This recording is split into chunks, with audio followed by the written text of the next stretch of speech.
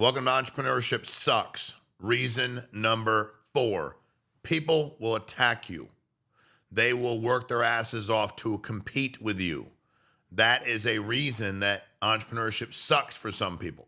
This one is hard for me only because I love when people fucking try to compete and attack me.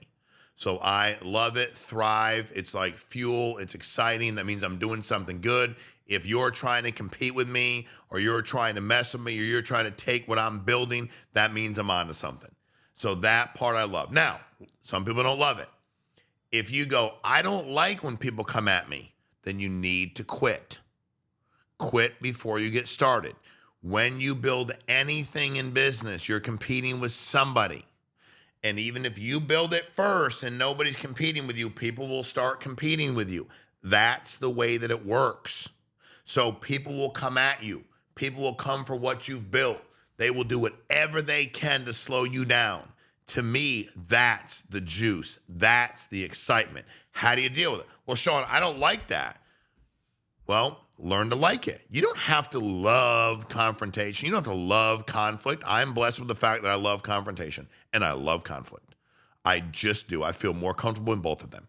So I'm blessed, I guess. But you have to be able to manage it. You don't have to love it. You have to be able to manage it. You have to manage that ability where you go, they're coming at me. That means I'm onto something. Never forget the first time I got sued in business. My attorney said, you been sued before? I said, no. He said, congratulations. I said, on what? He said, you've finally done something that upset somebody. You finally had enough success where people got pissed off enough. You're finally competing with people where they're coming at you. And I was like, so you're telling me I wasn't having success before I got sued? He just laughed. He said, I'm just telling you, that means you're doing something. You're doing something. You're disrupting a market. When you get into business, you disrupt it. It doesn't matter if you're opening up a restaurant on a block. You disrupt the marketplace. You open up a sales organization. You disrupt that. You disrupt that industry. As small as you might think it might be, you're two restaurants within a block of each other. You're disruptive to that person. You build a sales organization and somebody else got a national sales organization. He's like, I don't want you competing with me. You're disrupting the marketplace. So you have to understand reason number 4 is people will come at you. Now, if you say to me, Sean, I don't like to compete. I was raised where everybody participated. We all got a trophy. It didn't matter. I'm good. You do not want to be a businessman or businesswoman because everybody in your space will be competing with you. Well, I just want to get along with everybody. Okay, then don't be an entrepreneur. You're going to, now there's a way to compete the right way, right? I don't hate everybody I compete with. I don't even care enough about them to think about them. But when I get into business, my job is to be the best at it. If you're already in it and you're in my way and you try to slow me down, I'm going to run you over, period. I'm going to do it the right way. I'm going to outwork you. I'm going to have a better attitude. I'm never going to back down. I'm not going to be a coward in any capacity.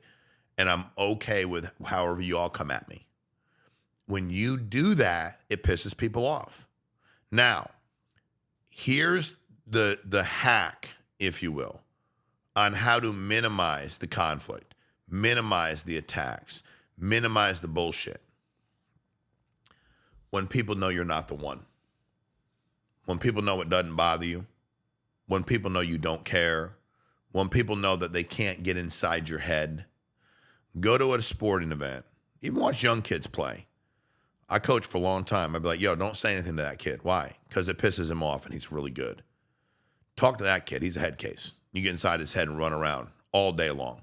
He's got rabbit ears, man. He hears everything. Say whatever you want. You'll be inside his head in a minute. He'll fail. But some people, you need to leave them alone because they use that shit as fuel. Once people realize that it doesn't terrorize you emotionally, which is why people do things, and they realize that he just don't give a fuck. Like, don't come at him. He don't give a fuck.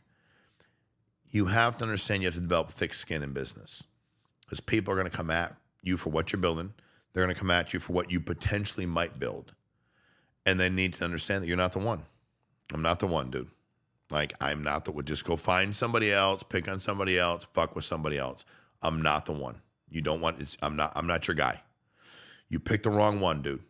You know, every once in a while you tap the wrong guy in the shoulder and you end up in the parking lot and you're like, shit, I'm stuck. You Yeah.